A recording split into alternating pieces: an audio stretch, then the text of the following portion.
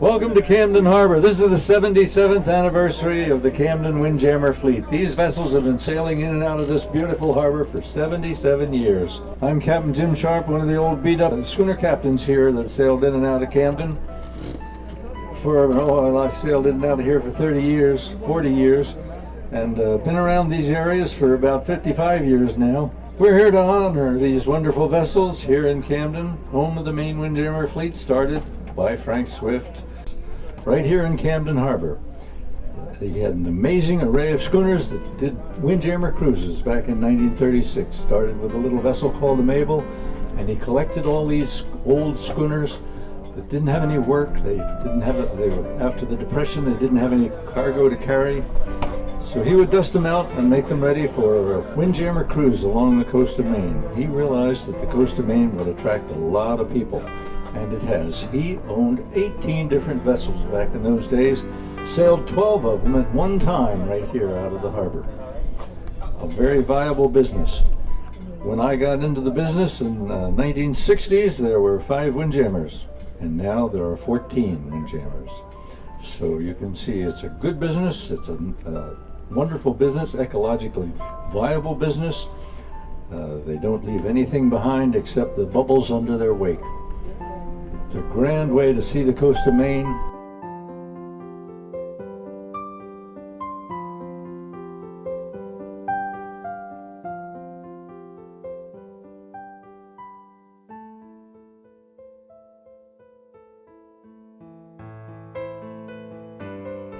Schooner Mercantile was built in 1916 by apple tree farmers over on Little Deer Island. She was lovingly restored in 1989. She's 78 foot on deck and 115 feet overall with that great long bowsprit she has. Centerboard vessel, carries 29 passengers. She was a cargo vessel originally, carried fish, barrels, staves, granite, wood, all kinds of wood for the kilns, and lots of, almost anything you can think of that would pay the freight. She was a cargo vessel back in those days. She was converted in 1942 for the windjammer business and was part of Frank Swift's original fleet. Schooner Mercantile, built in 1916 with a life expectancy of 10 or 12 years, and she's still sailing now, carrying passengers back and forth on the beautiful Penobscot Bay on the beautiful Maine coast.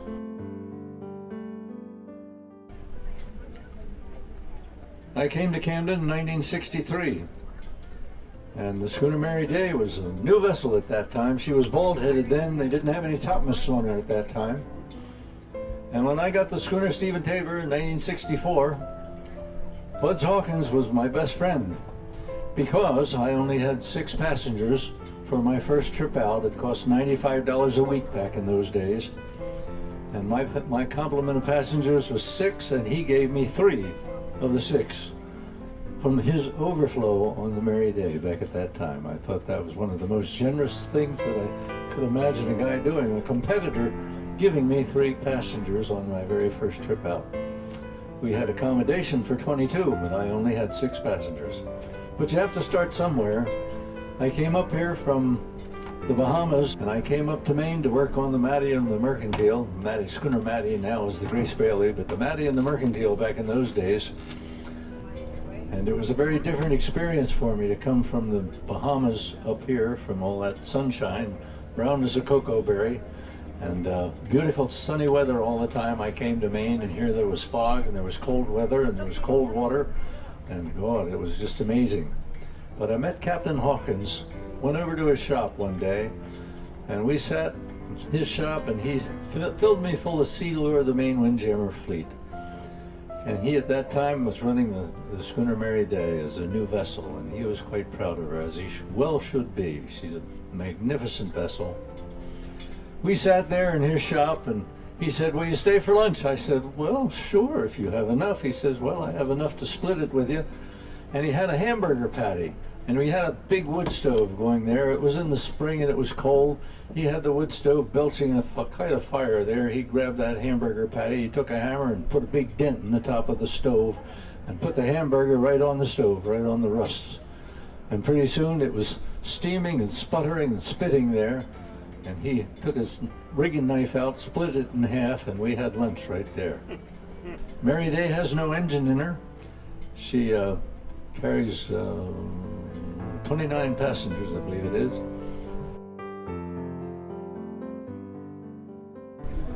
I was just asked how tall the masts are. I can't tell you in feet, but they must be 95 feet tall, probably, up that flag.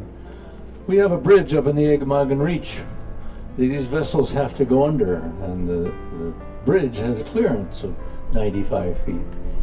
And when these vessels go underneath that bridge, they have to house their topmasts.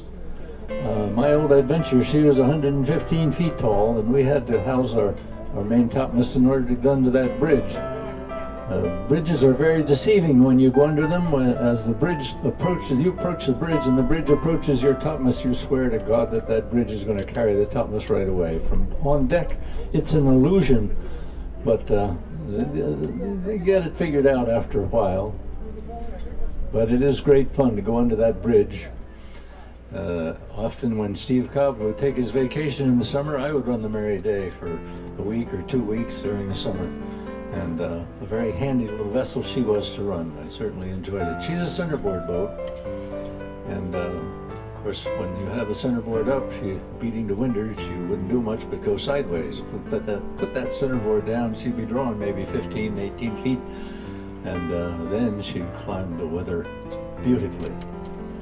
She's about a 100-ton vessel, weighs in about 100 tons displacement. My old Adventure weighed in at 230-ton displacement, but we used to race each other all the time. As a matter of fact, we had so much fun racing each other that we decided, and the passengers had so much fun racing. Everybody would get into the spirit of it and heckle the other boats, you know. We decided it would be so much fun that we staged a race every Friday when the vessels came back near Camden here in Penobscot Bay. We decided we would stage a race, so we'd call each other on the radio and say, well, let's, depending on the wind, let's take a turn around Turtlehead there and we'll race down the bay to Camden. Or we'd be down at the PB buoy down off of Drunkard there, coming through the Fox Island Thoroughfare and set up a course there. And then we'd race the two vessels just as close together as we could. And there's nothing more thrilling than to have two huge vessels like that, over 100 feet. My old Adventure was 122 feet on deck. The Mary Day's about close to 100 feet. Right tight as they can go, sheeted in hard on the wind, heeled over and going right side by side. It is some fun. So we would have a race every Friday. And sometimes Buds would win with the Mary Day, and sometimes I would win with the Adventure. And it was nice because it kept all our courage up. Nobody won every time. The Mary Day, being light on her feet, only 100 ton with that cloud of canvas, she would win when the wet wind was light and puffy, or when we were working our way in behind islands and things like that. When the wind came on to blow, the old Adventure would start to step then, and she had a longer water line. We had 6,000 square feet of sail on the Adventure, and she would really start to step when the wind came up. Mary Day is a two-masted schooner. She's got the foremast and the mainmast. She's a gaff-headed vessel. She's got two topmasts, fore topmast and main topmast. You can see them, of course, up there. She's got a bowsprit and jibboom on the end of the bowsprit, spreading her rig out way beyond the deck length of the vessel.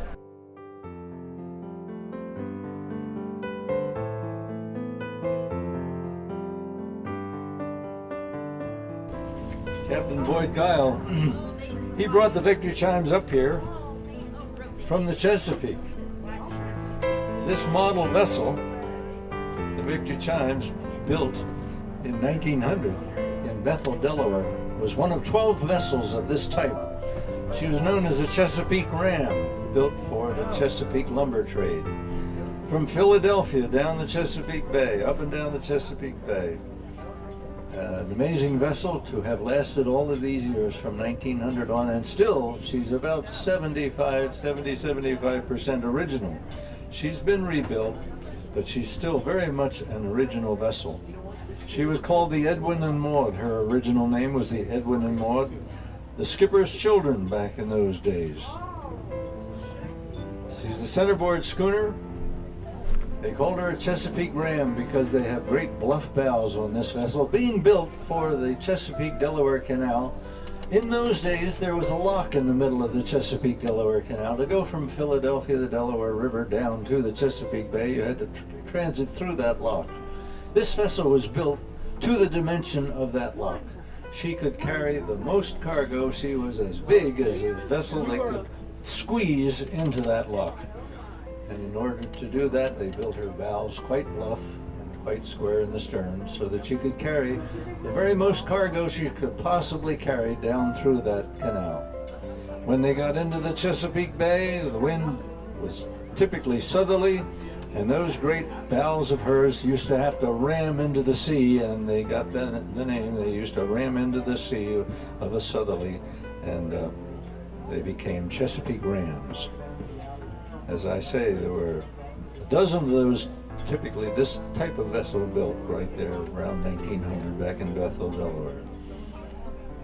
Victory Chimes, or the Edwin and Maud at that time, was the only surviving ram. She was brought to Maine, and Captain Fred Guile bought her, and of course couldn't have a name like the Edwin and Maud. He changed her name to the Victory Chimes. Captain Guile, God love him, he's gone now.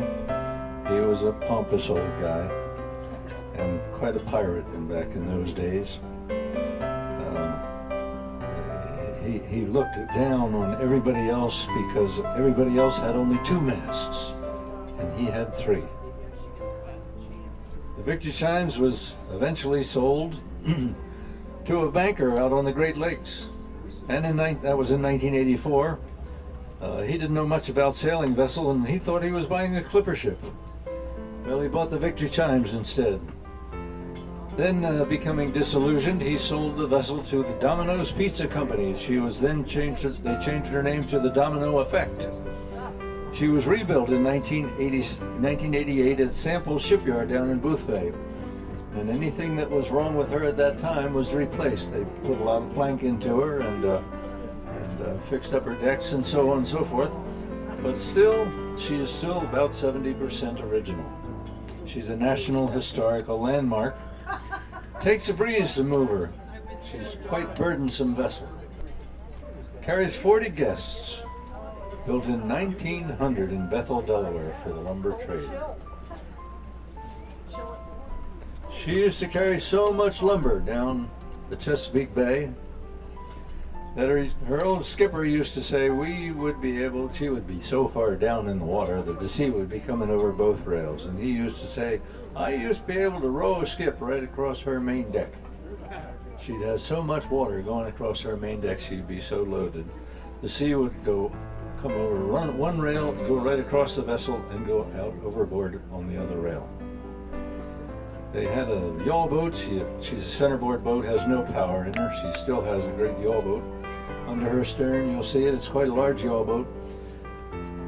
When she's light and quite high in the water, when she has no cargo in her, you have to get a ladder to get from the yawl boat up on deck. But when she's loaded, that yawl boat would be right rail high back aft there, and you could step from the yawl boat right on her quarter deck. Schooner Victory Chimes. She's a National Historical Monument, a magnificent vessel, a relic from the past. The only 3-masted schooner in commercial service in the United States, and the only 3-masted commercial vessel surviving, really, in the United States. She's bald-headed, what they call bald-headed. In other words, she has no topmasts. But she is gaff-rigged. She has her booms and gaffs. She has a spiked bowsprit, trail boards under the bowsprit with a fiddlehead, and a pretty fancy paint job. Traditional green. That green is the traditional coaster green, they called it. There. Got a nice forward house there. I believe her galley's up in the forward house. And her donkey engine. She has a very early, about 1900 donkey engine to work her windlass, raise the anchors, and haul the chain in.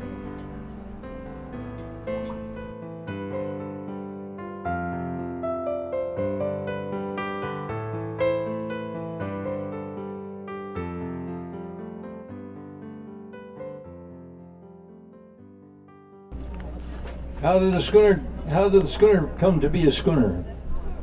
You have to go way back for this, way back in the 1600s. In the 1600s, late 1600s, most of these vessels were ketch-rigged. Little vessels they cobbled up on the beaches along the New England shore. These little vessels, they were built by local fishermen, and they would fish on the banks very close inshore. They didn't go very far out into the Atlantic, but they went far enough out so that they would get into a gale of wind every now and then.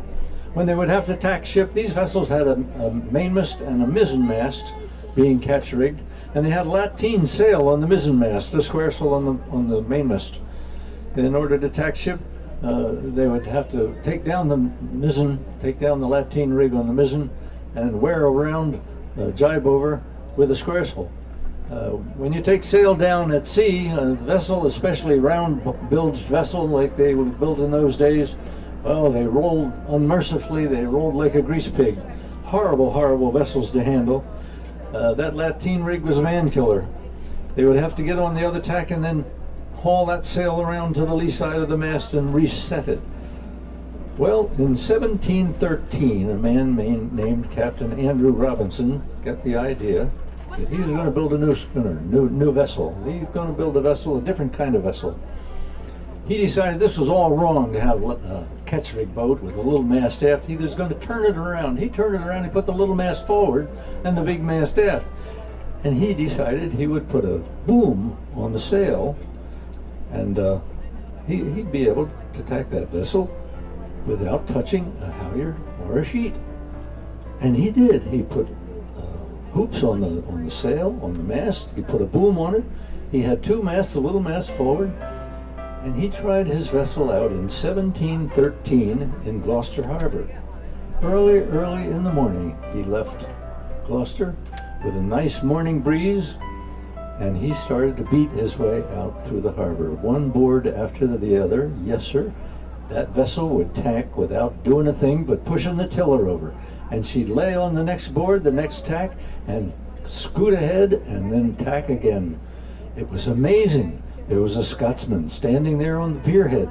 He had his arm over a piling and he was looking down at this little vessel, tack after tack after tack, looking down at this little vessel.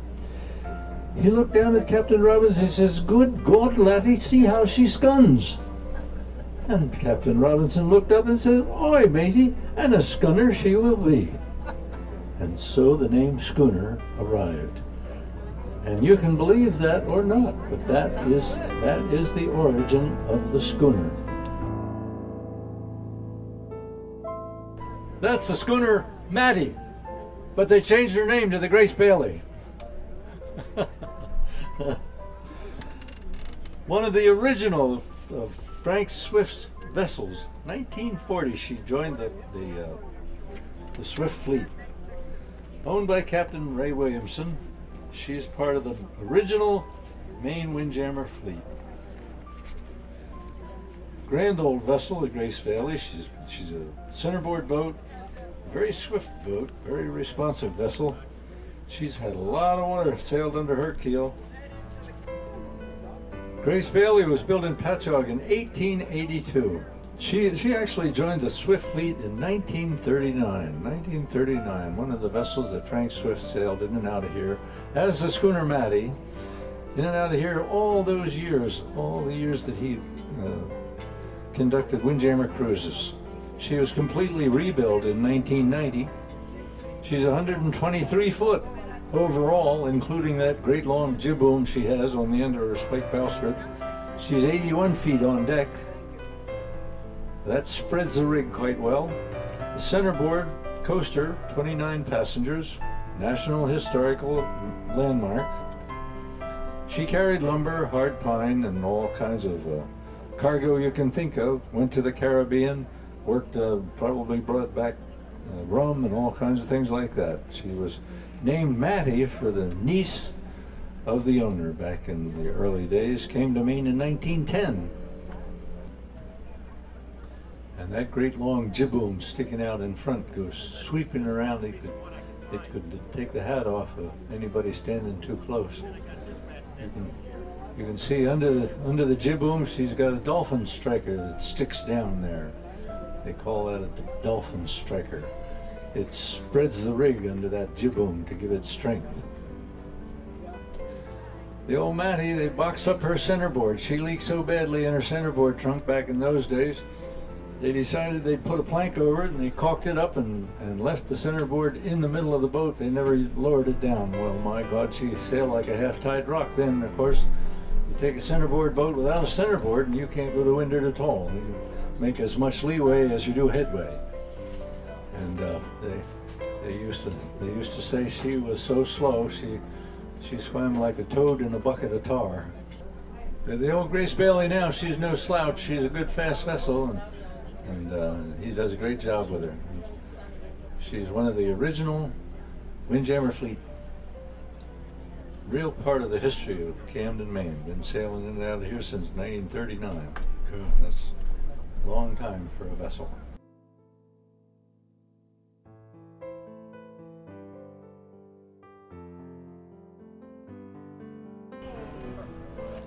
Angelique, a 95-foot ketch.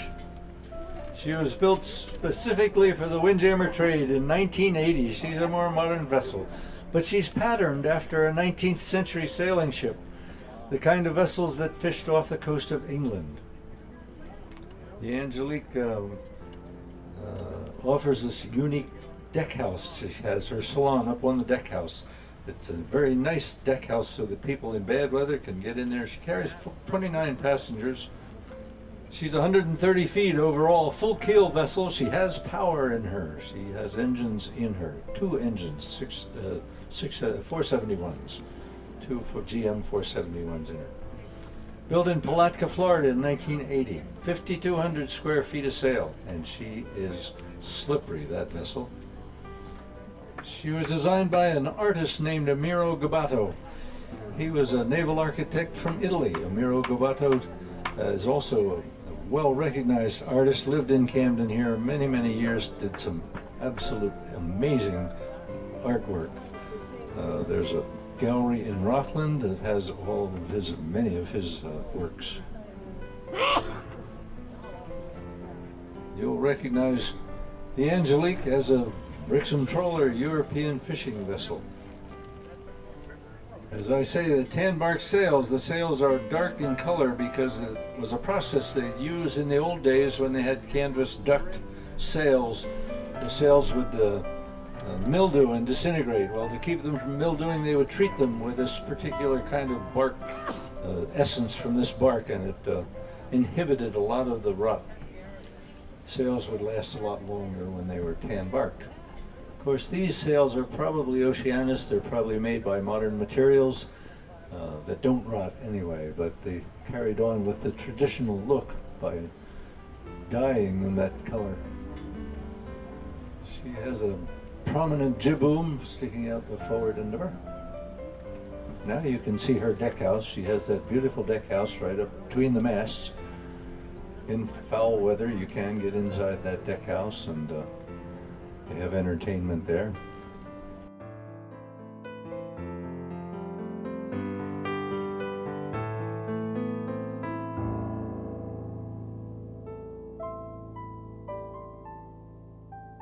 We got another big schooner coming in. 2 topmast schooner, flags are flying. My God, looks like a circus wagon. Look at the beautiful paint job on this vessel. Great big jibboom sticking out over the bowsprit. Schooner Heritage. Schooner Heritage is a new vessel, built by Doug and Linda Lee, built in Rockland. Built by hand. They did it themselves. Schooner Heritage coming around the corner there, 95-foot schooner. She's 145 overall, from the jibboom to the end of the davits in the stern. But deck length 95. She's built brand new in 1983, newest of the fleet. 1983, built for the passenger vessel. pure sail vessel. They have their little yawl boat pushing back aft. They've got a couple other boats that are going to help them make the turn here. Got her anchor already hanging from the cat right there. You can see the anchor hanging from the cat. Just in case they need it early, they're ready to drop it. But they're going to make their curtsy and they're going to drop their anchor probably and back into their berth as usual right here in front of us. Two topmasts, handsome schooner, built by Captain Dudley and Linda Lee, both with their own elbow grease. They had their own shipyard. Clever. They fashioned all their own ironwork and did it all by hand. The Heritage was built at the North End shipyard created by Doug Lee and John Foss. Captain Lee usually has a Scotsman with the bagpipes when he arrives in Camden Harbor. Scottish bagpipes, they're a wonderful instrument. They used to, the Scottish patrol used to use them against the English marauders because the sound of them would scare them away. Bagpipes are supposed to be a musical instrument, but they are some scary and unharmonious.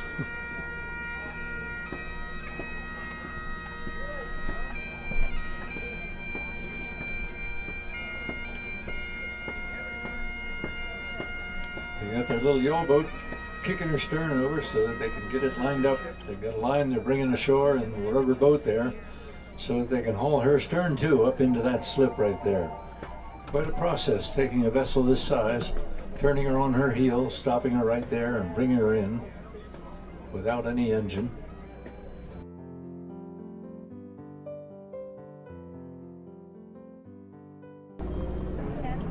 The Heritage was built at the North End shipyard created by Doug Lee and John Foss.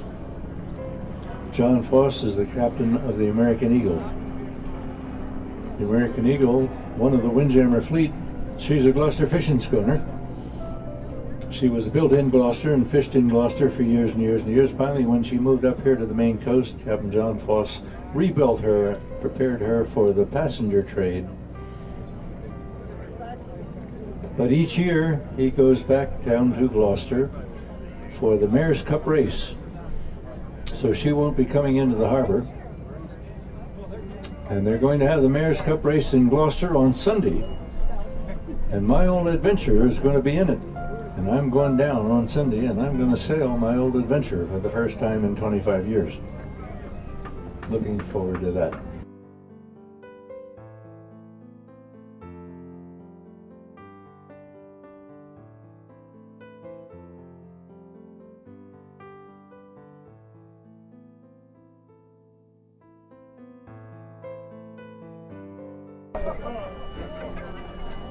Hard to see over the forest of spars here, but that vessel with the blue flag coming in over there, Nathaniel Bowditch.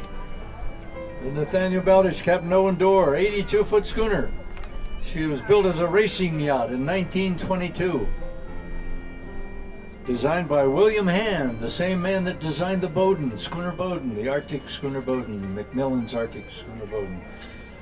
Designed by William Hand, this Bermuda racing yacht won the race in 1927. She was renamed the Jane Dorr, went into the Coast Guard for offshore patrol, went fishing, was bought by Skip Hawkins. He planned the Windjammer for her. He failed. She was then sold to the American Practical Navigators from Buck Harbor, and she was named Nathaniel Bowditch. Nathaniel Bowditch was the guru of celestial navigation in the 1700s. Wrote a book called The American Practical Navigator, and he was an amazing navigator. That book is still used today in the maritime academies for anybody studying the sextant. She was rebuilt totally in 1971 and carries 24 guests. She's a National Historical Landmark.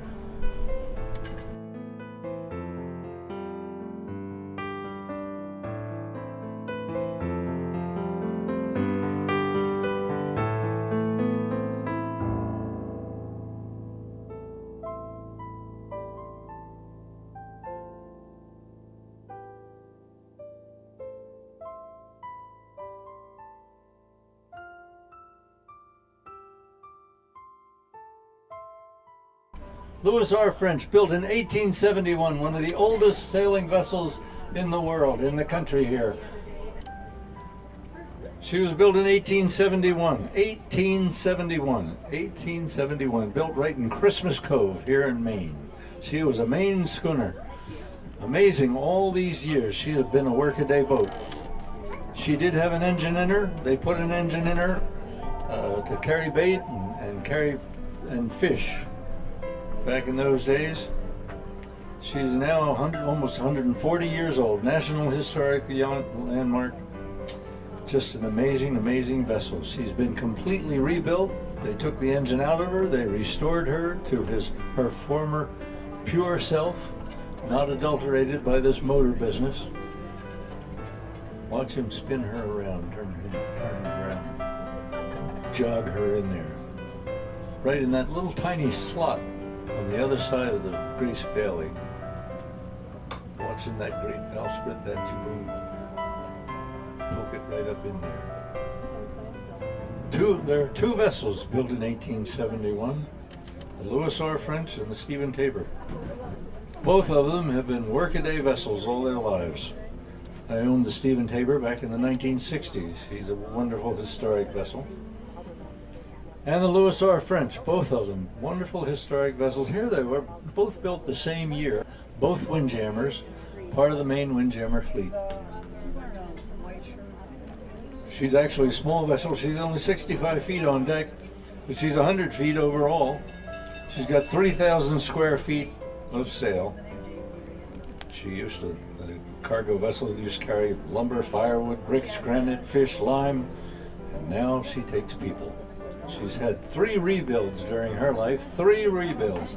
One in 1900, one in 1930, and one in 1976. She's also got a cannon. The Louis R. French.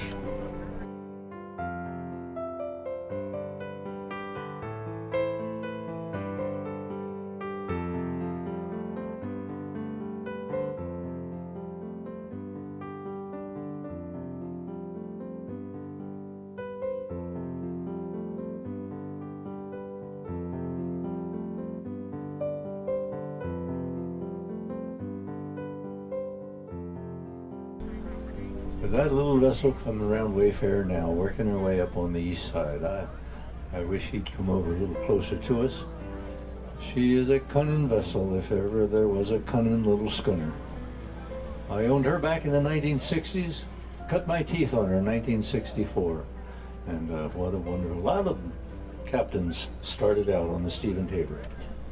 Beautiful, beautiful, handsome little vessel.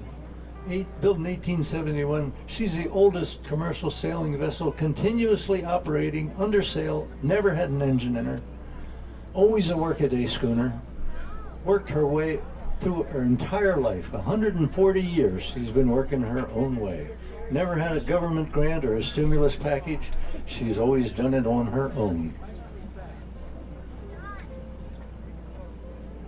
If there's ever a vessel I'd like to take home and put on my mantle, it would be the Stephen Tabor.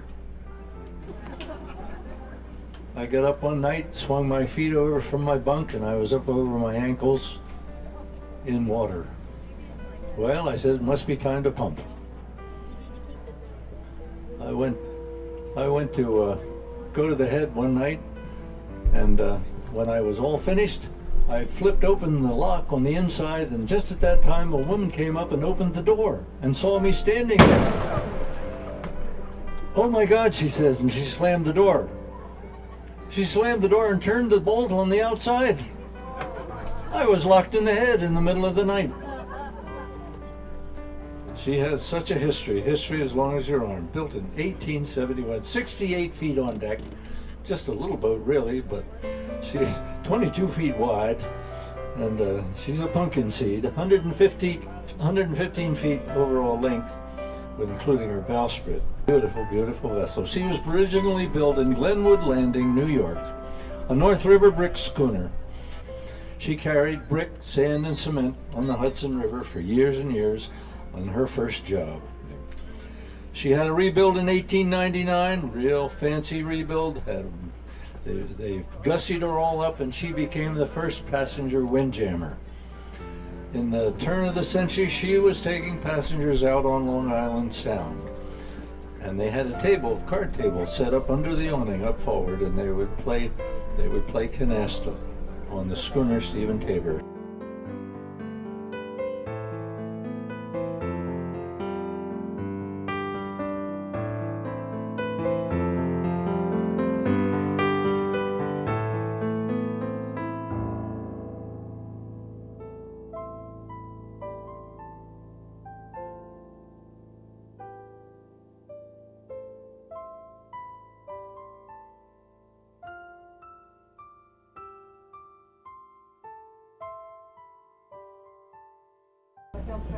Janie Reagan, the two sons of the Captain Reagan, Jacob and Edward. Janie Reagan, Delaware Bay Oyster Boat, 1927, Dorchester, Morris River, New Jersey. She's a National Historical Landmark. 1977, converted from an oyster boat to a pure sail windjammer. Don't tell about that. Captain John Finger, he was a Lake Michigan man. Came from Lake Michigan. 4 years in the Coast Guard. She was on the Eagle. He was on Icebreaker, Mackinac. It's some pretty rough weather up there in Lake Michigan in the wintertime too. He's had a lot of coastal experience here. His cook is his wife, Annie Malhy. She's a licensed captain as well, and has studied at the Culinary Institute of America.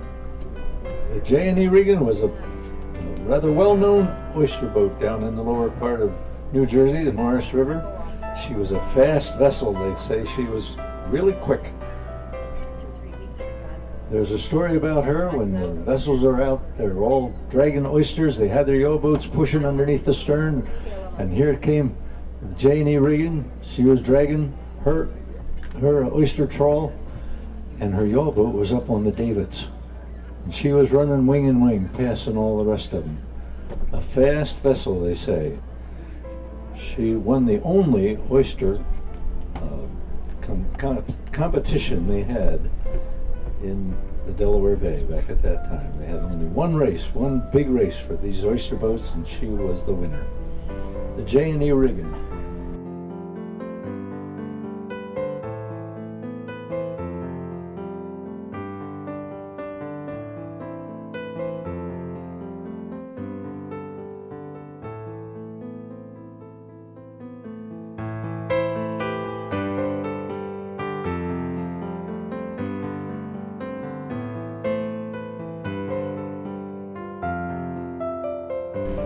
These wooden vessels, these enormous, wonderful wooden vessels were so ubiquitous back in those days that they built them all along the coast, one after another. Everywhere they had a stand of trees, they were building vessels.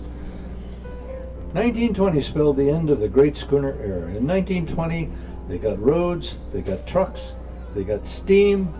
They put the schooners out of business. 1922, you could buy a four-masted schooner for $400. $300 or $400. It was the end of the great schooner era. Back in the 19th century, our forefathers built and sailed them. You think about it, there were no roads then. There were no trucks, there was no steam, there were only sailing vessels. These sailing vessels built of pine, oak, fir, hackmatack, cedar, and elm. The real McCoy, think about it now. When you see an 18-wheeler on the turnpike or on US 1, that was a 3 or a 4-masted schooner back in the 19th century. Every 18-wheeler was a 3 or a 4-masted schooner. The UPS trucks were the 2-masted schooners back in those days. They went in and out of all the little harbors, all the ragged indentations, all along our New England's ragged coast, trading in and out of these little villages, carrying the commerce that built this nation. They were built by the thousands. Interesting to know that Rockland was the 4th largest seaport in the late 1800s in the country. The vessels by the tens of thousands would go by Owl's Head Light over the course of a year. So many vessels would go by Owl's Head Light. The lighthouse keeper couldn't even count them all. So many sailing vessels, large and small, back in those days. Back in the 20s and the 30s, Depression times, here were all these vessels left over in the coves and on the beaches, needing paint, rigging and festoons, all these wonderful workaday schooners left over from the days of commercial sail. A few of them were saved. The Maddie, the Mercantile, the Grace Bailey, the Victory Chimes, the Louis R. French, the Stephen Tabor, the Timberwind, all of these vessels of the Maine Windjammer Fleet. They were saved for the pleasure of people. They sail now. They take people in dungarees and t-shirts. They come here after being crammed in the cities down in New York and Boston, where it's hard to find a blade of grass. They come to enjoy our natural beauty here. They come to enjoy the weather. They come to enjoy the seagulls. They're enthralled by a hungry, mangy seagull pecking at a french fry that fell off your dinner plate. I've seen so many people taking pictures of just that. They go off on a Windjammer cruise, one of the most wonderful weeks that you could enjoy. Best vacation, environmentally acceptable, very natural. Don't allow things like radios, don't allow things like telephones. You get away from it when you take a Windjammer cruise. Get away from reality. Take a Windjammer cruise, try it out. Oh my God, it's an experience you'll never forget. But take it for a whole week. It really takes a week to settle in on the schooner and to really become an old salt. Maine Windjammer Fleet. Wonderful, wonderful vessels.